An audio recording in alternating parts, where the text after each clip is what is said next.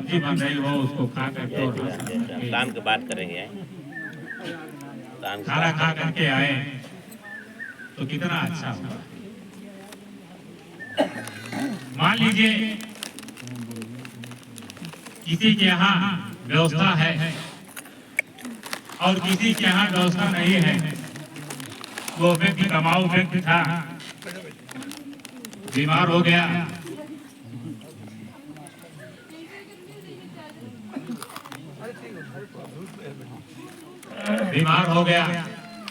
और उसकी बीमारी में पत्नी का आभूषण बिक गया, खेत गिरोई हो गया, बच्चे भूखों मरने लगे, कर्ज ले करके दवा कराई गई फिर भी वो ठीक नहीं हुआ, मृत्यु को प्राप्त हो गया। अब ऐसी स्थिति में हमारा जितने भी रिश्तेदार हैं, जो भी मित्र हैं, जो भी सगे संबंधी हैं, गांव के लोग हैं, उनको ये चाहिए कि उसके दुख की घड़ी में हम लोग खड़े हों। हमारे पास 1 रुपया है, 1 रुपया हम दे दें, 10 रुपया दे दे, हम लोग चौराहे पर बैठ करके 50-50 रुपए की चाय पी लेते हैं, 12 रुपया 15 रुपए बंडल की बीड़ी पी लेते हैं, 20-20 तो गुटखा खा लेते हैं। अगर उसी में से हम अपना जो है थोड़ा सा बचा करके और उस परिवार को दे दे तो परिवार निश्चित रूप से कुछ आगे बढ़ेगा। जैसा कि पहले होता था कि जितने लोग आते थे सारे लोग कफन लेकर के आते थे, लेकिन अब ये प्रथा बंद हो गई है। लोग कहते हैं कि कफन देंगे उसका पैसा दे देंगे। गुरु जी सही कर रहे हैं ना, तो ये भी प्रथा बंद हो गई। अब लोग जो परिवार के लोग होते हैं वो कफन देते हैं, बाकी लोग पैसा दे देते हैं, 2-4 हजार रुपए इकट्ठा हो जाता है, उससे किसी काम में नहीं जाता।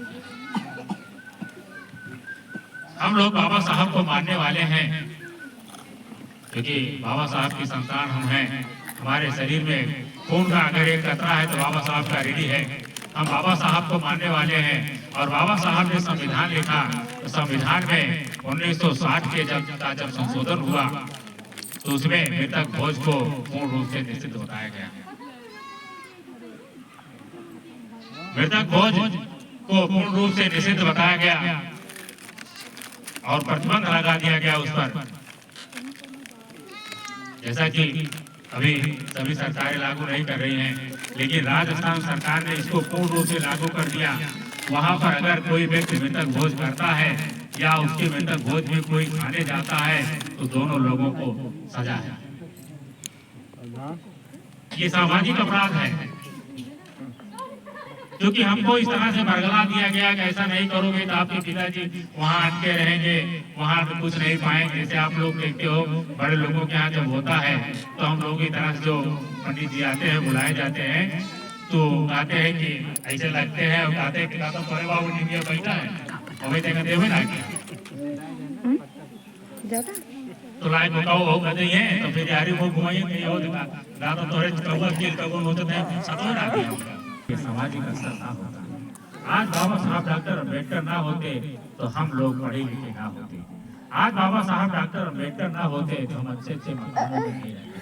आज बाबा साहब डॉक्टर अम्बेडकर ना होते तो हम अच्छी गाड़ियों से अच्छे मकानों में नहीं रहते। आज बाबा साहब अम्बेडकर ना होते तो हमारी महिलाएं जो बैठी हुई हैं इनके शरीर पर 10-10 हजार 20-20 50-50 हजार का आभूषण लटक रहा है। इसलिए सुख की घड़ी हो चाहे दुख की घड़ी हो, हमको बाबा साहब डॉक्टर अम्बेडकर को हमेशा याद रखना है। यहाँ पर बाबा साहब की प्रतिमा लगाई गई है, तथागत बुद्ध की प्रतिमा लगाई गई है। कुछ लोग बात करते हैं कि बाबा साहब के कौन थे बुद्ध जी, उनको क्यों साथ में लगाया जाता है। बात भी करना चाहिए अगर जानकारी नहीं है तो।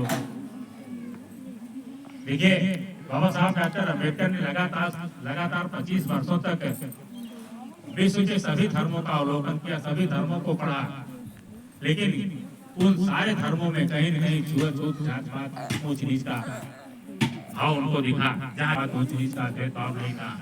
इसीलिए बाबा साहब डॉक्टर अम्बेडकर ने 14 अक्टूबर 1956 ईस्वी को भंते चंद्रमणि से नागपुर में धम्म दीक्षा ग्रहण किया और धम्म दीक्षा ग्रहण करने के बाद बाबा साहब डॉक्टर अम्बेडकर ने शपथ लिया कि मैं पूरे भारत को फिर से बौद्धमय बनाऊंगा।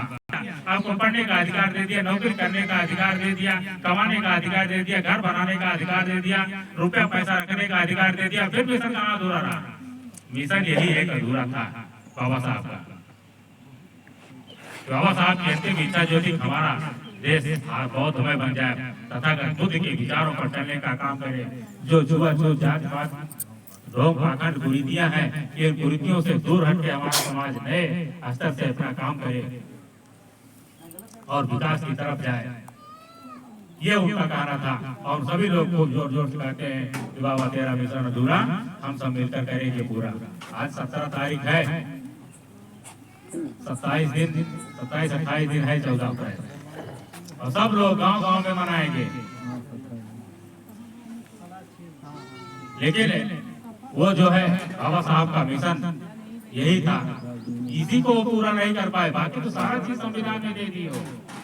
अब हम उसको कितना फॉलो कर पाते हैं, कितना जो है उसको भुला पाते हो, हमारे ऊपर की बात है। बाबा साहब ने आपको वोट देने का अधिकार दिया।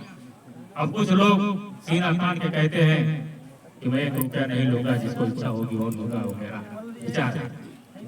और कुछ लोग कहते हैं लाओ 500 रुपये मिलत करके देखा पा लेगा 500 रुपया, इस तरह से भी लोग हैं। तो क्या करेंगे? जैसे जैसे बाबा साहब ने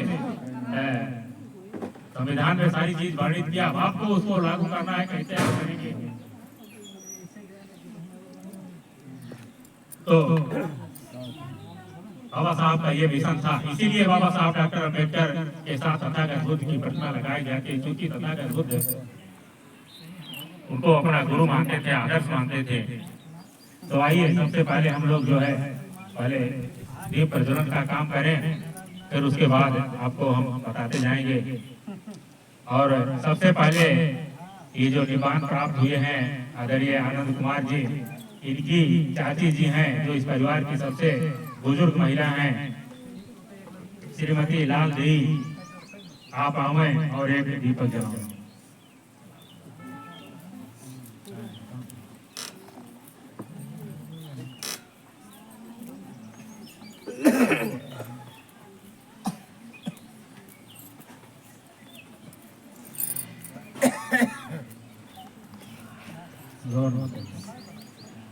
देखिए तथागत बुद्ध ने कहा था कि दुख है, ये संसार दुखों से भरा हुआ है। एक बच्चा जब माँ के गर्भ में आता है तो उसको वहीं से दुख शुरू हो जाता है, उसको टीके लगने लगते हैं, उसकी माँ को टीके लगने लगते हैं, और वो जब माँ के गर्भ से 9 महीने के बाद बाहर आता है तो फिर उसको अनेकों प्रकार के टीके और जिंदगी टीके लगवाने में, दवा कराने में बीत जाती है। तो दुख है, हर जगह दुख है। फिर उन्होंने कहा कि दुख समुदाय रूप वेदना संज्ञा संस्कार, ये हमारे जो है दुख समुदाय होते हैं। दुख का कारण होता है, उन्होंने 4 आसन से बताया था, दुख का कारण होता है। दुख का कारण क्या है? हमारा लोभ मोह लालसा तृष्णा, ये हमारे जो है दुख के कारण होते हैं। और दुख का निवारण इंद्रियों लालसाओं का दमन अगर हम कर ले, जो हमारी 5 कर्म इंद्रियां और 5 ज्ञान इंद्रियां हैं, इनको हम ये चली गई।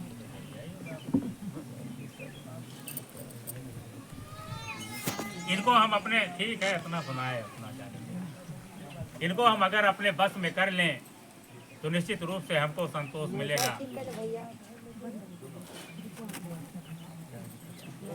इंद्रियां जो होती हैं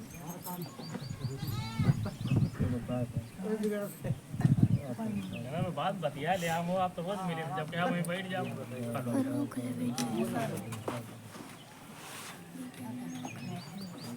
जो अपने शरीर के विषय में होती है,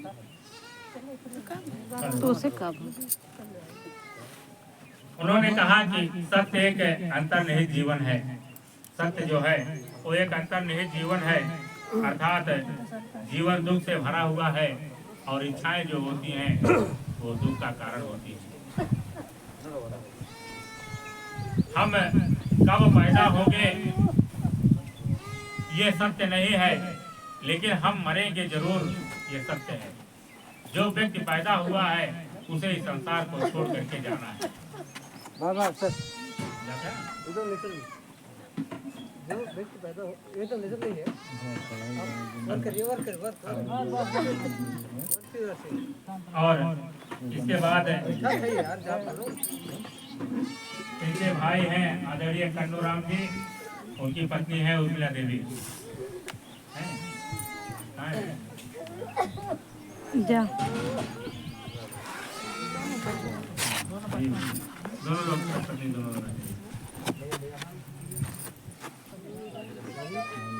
आप रेली ये मतलब है पंटर बैठा नहीं बैठा।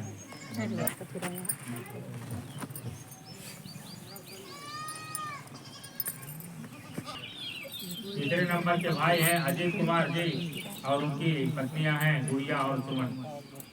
आ जाइए। जाना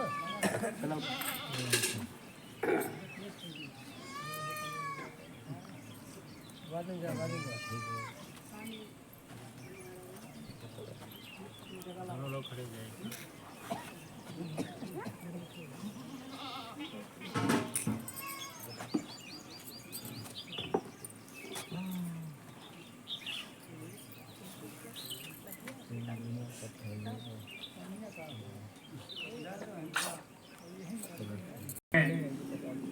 भंडारी जी और आपकी पत्नी है आशा।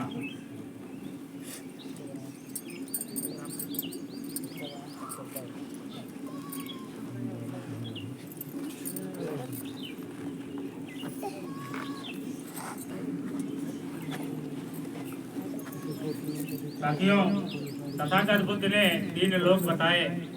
जैसा कि हम सभी लोग जानते हैं, आज तक हम लोगों को बताया गया कि एक स्वर्ग लोक है, एक पृथ्वी लोक है, एक इसके नीचे पाताल लोक है। लेकिन तथागत बुद्ध ने इसको नकार दिया। उन्होंने कहा कि 3 लोक है, लेकिन पहला जो है वो मातृलोक है, माता जहाँ से आती हैं। दूसरा पितृलोक है, पिता जहाँ का होता है। और तीसरा गुरु लोक, गुरु जो हमको शिक्षा देता है, ज्ञान देता है। ये 3 लोक जो है तथागत बुद्ध ने बताए। तो सबसे पहला स्थान मातृलोक का होता है। तो माता जी तो नहीं हैं, लेकिन माता जी के भाई और उनकी भाभी उपस्थित हैं, यानी अजीत जी के मामा और मामी आदरणीय विजय जी और उनकी मामी, दोनों लोग आ जाएं।